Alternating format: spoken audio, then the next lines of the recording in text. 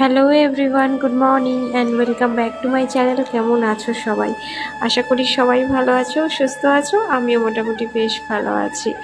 তো আজকের হচ্ছে রবিবার, আর এখন ঘড়ির কাঁটায় বাজে সকাল 9টা। আজকের ভিডিওটা এখন থেকে স্টার্ট করলাম তোমাদের সাথে নিয়ে। আর এই যে দেখো, এখন আমি পাউরুটিগুলো সেঁকে নিচ্ছি সকালে জল খাবারের জন্য। তো আজকের ঘুম থেকে উঠতে বেশ অনেকটা বেলা হয়ে গেছে, ওই 8টার মতো বেজেই গেছে জানো তো।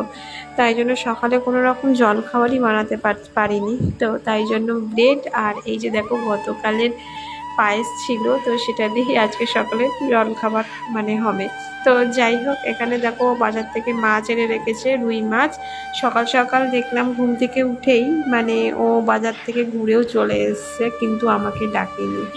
তো কি বলবো, যে এইরকম স্বামী পাওয়া হয়তো অনেক কপাল, অনেক ভাগ্য করলে এমন স্বামী পাওয়া যায় যে কিনা সকাল 9টা পর্যন্ত আমি ঘুমালেও কোনোদিনও আমাকে ডাকে না।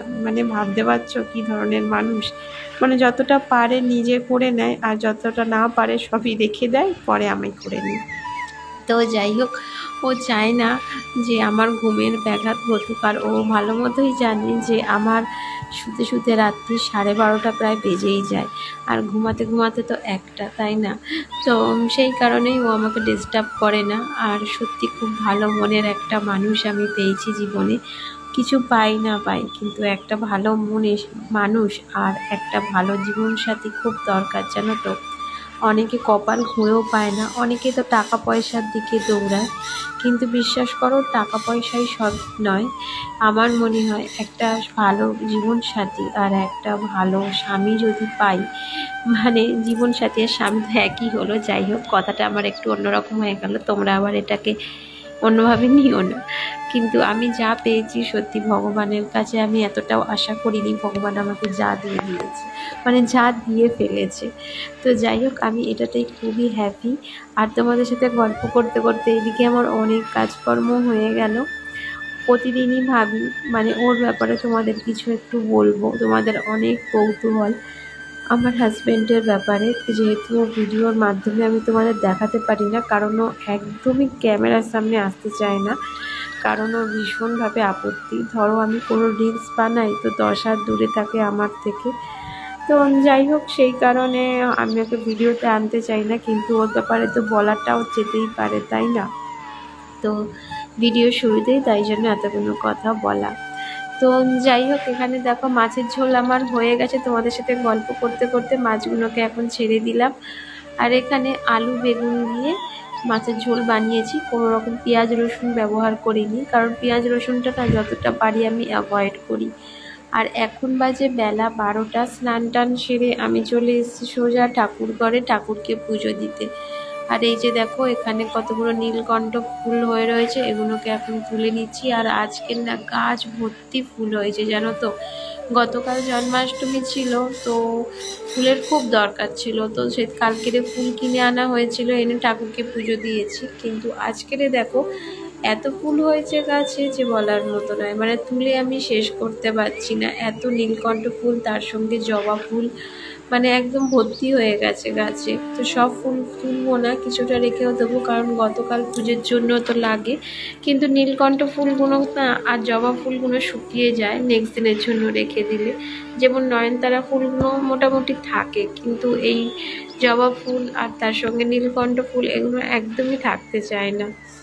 তো এই যে দেখো, আমার পাথরের বাটিটা একেবারে ভর্তি হয়ে গেল ফুলে, আর তার সঙ্গে কয়টা সাদা অপরাজিতা ফুল আর নয়নতারা ফুলও তুলে নিলাম।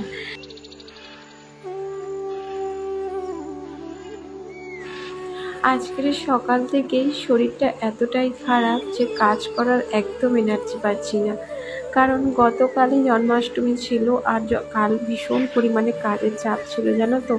আর তার সঙ্গে তো গরমও অত্যাধিক পড়েছিল, আর ঠাকুরঘর ভীষণ গরম ছিল। কনস্ট্যান্ট আমি ঘেমে গেছি, আর ঠান্ডা জল খেয়েছি, আবার দুবার করে স্নানও করেছি। তো এই সমস্ত কি বলবো, মিলিয়ে মিশিয়ে আমার ঠান্ডা একেবারে লেগেই গেছে। তো সেই কারণে আজকের শরীরটা একটু অসুস্থ, কিন্তু ইচ্ছা করছে না কাজ করতে। কিন্তু কিছু তো করার নেই, কাজ, সংসারের কাজ তো করতেই হবে, তাই না? যেহেতু আমার ঘরে করার কেউ নেই। এখন না মাঝে মাঝে ভাবি যে যারা একান্নবর্তী পরিবারে থাকে তো তাদের না হেল্প করার মতো অনেকে থাকে, কিন্তু যারা এভাবে একা একা মানে সংসারটা মানে যখন আমি প্রথম বিয়ের পরই এসে দেখেছি আমার সংসার পুরোই একা, মানে আমাকে সব কিছু নিজের হাতে সামলাতে হয়েছে, সেটা পারি বা না পারি, তখন যেন মনে হতো এই শ্বশুর শাশুড়ি থাকলে হয়তো আমি কিছুটা হেল্প পেতাম। সত্যি আমি এগুলোকে খুব মিস করি জানো তো, কারণ যখন অসুস্থ হয়ে পড়ি তখন বিশ্বাস করো দেখার কেউ থাকে না। যতই কষ্ট হোক যতই দুঃখ হোক না কেন, মানে ঠিক রান্নাটা আমাকে করতেই হয়, সিদ্ধ ভাত হোক, আলু সিদ্ধ ভাত হোক, ঘি ভাত হোক, যাই হোক না কেন মানে নিজেকেই করে নিয়ে তারপরে খেতে হয়, তারপরে স্বামীকে দিতে হয় আর আমার ছেলেকে দিতে হয়। যাই হোক, গল্প করতে করতে অনেক কাজই করে ফেললাম, মানে ঠাকুরকে পুজো দেওয়াটা অলমোস্ট কমপ্লিট হয়ে গেল, আর এখন দেখো ছেলেকে নিয়ে মানে ছেলেকে খাইয়ে নিচ্ছি, তারপর নিজেরাও খাবো। আর দেখো ঘড়ির কাঁটায় বাজে এখন দুপুর 1:45 মতো, মানে 2টো পুরোপুরি বাজেনি, 1:45 মতোই বাজে। জন্মাষ্টমীর ডেকোরেশন যে করেছিলাম সেটা তোমাদের কেমন লাগলো অবশ্যই কিন্তু কমেন্ট করে জানিও। আগের দিনকার ভিডিওতে কিন্তু কেউ কমেন্ট করোনি, কেন জানি না, হয়তো তোমাদের ভালো লাগেনি বা জানি না কোনো কারণে হয়তো কমেন্ট করতে ভুলে গেছো, কিন্তু ভিডিও সবাই দেখেছো জানি। তো সেই সমস্ত ডেকোরেশনগুলো আজকের সমস্ত গুছালাম, যেগুলো আমি ভিডিও একটাও শ্যুট করতে পারিনি। তো কী বলতো, খুব কষ্ট হচ্ছিল যে আজকের যে কালকে এত ধুমধাম করে সাজিয়ে গুছিয়ে ঠাকুরকে পুজো দিলাম, আর আজকের নিমেষের মধ্যে সমস্ত কিছু ফুটিয়ে তুলে দিতে হচ্ছে। তো নেক্সট বছর চেষ্টা করব আরও সুন্দর এবং ভালো করে ডেকোরেশন করে ভিডিও করে মানে বানানোর। তো প্রথমবার তো অনেক ভুলভ্রান্তি হয়েছে আমার, যেগুলো মানে হয়তো তোমরা ক্যামেরার মাধ্যমে চোখে পড়েনি বা দেখানো হয়নি। অনেক ভুলভ্রান্তি হয়েছে, যেমন ঠাকুরকে আরও ভোগ দেওয়া উচিত ছিল, সেগুলো আমি দিতে পারিনি। আসলে কি বলতো, একা হাতে তো বারবার বলছি এক কথা, একা হাতে আমি করে উঠতে পারিনি, তার সঙ্গে উপোস করেছিলাম। তো সেই সন্ধেবেলা গিয়ে ঠাকুরকে পুজো দিয়েছি, বুঝতেই পারছো কতটা কষ্ট হয় একা একা করতে।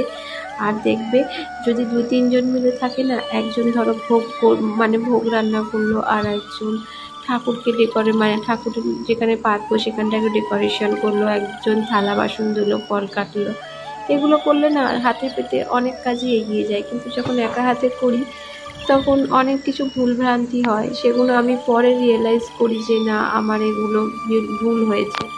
আর এই যে গাছগুলো দেখতে পাচ্ছ, এগুলো আমি ঠাকুরের কাছে মানে বসিয়েছিলাম, তো এগুলো এখন তুলে দিচ্ছি। কিন্তু এগুলো ব্যাপারটা কি হলো বলো তো, মানে এগুলো কোনো মতেই বসছে না, কারণ গাছের তুলনায় টবগুলো হালকা হয়ে গেছে, তো সেই কারণে বসতে চাইছে না। কিন্তু বিশ্বাস করো গাছগুলো এতটা সুন্দর, আর এতে যদি ছোট ছোট টুনি লাইট দিয়ে সাজাও তাহলে আরও সুন্দর লাগে, বিশেষ করে রাত্রিবেলা তো দেখার মতো লাগে। যেমন কালকেরে আমি দেখছিলাম আর রিয়েলাইজ করছিলাম সত্যি এত সুন্দরও লাগতে পারে।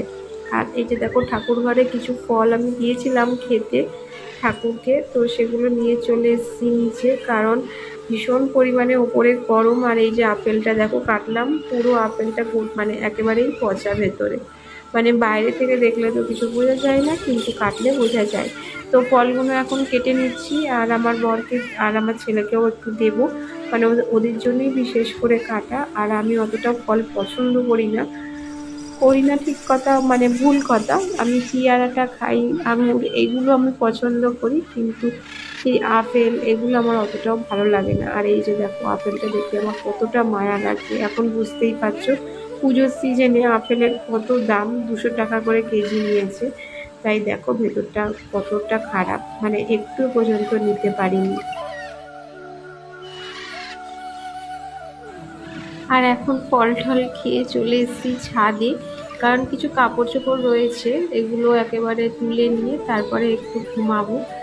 আর এখন ঘড়ির কাঁটায় বাজে 2:03। আকাশটা দেখো মাথার উপর কতটা সুন্দর দেখতে লাগছে, তাই না? তো বন্ধুরা আজকের ভিডিও এখানেই শেষ করলাম, আবার দেখা হবে নেক্সট ব্লগে খুব তাড়াতাড়ি, যতক্ষণের জন্য